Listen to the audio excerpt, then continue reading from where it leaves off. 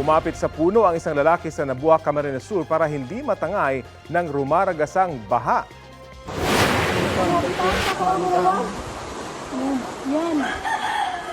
Napayakap na lang ang lalaking yan sa isang puno sa barangay Santo Domingo. Bandang alas 9 ng umaga kahapon nang ma-upload sa social media ang video. Makalipas ang ilang oras, tsaka siya na-rescue. Sa Libon Albay naman, naranasan din ang pagragasan ng baha. Makikita pa ang isang residente na sa bubong na naglalakad. Maging sa ibang bahagi ng bayan, yero na lang ang kita sa ilang bahay sa taas ng tubig. Sa panayam ng Super Radio DZBB sa Police Regional Office 5, 20 na ang napaulat na nasawi sa Bicol Region. May 4 namang nawawala. Base naman sa pinakahuling tala ng NDRRMC, may 6 na nasawi sa rehiyon, 4 ang sugatan habang 5 ang nawawala. Lahat ng mga bilang ay binavalidate pa.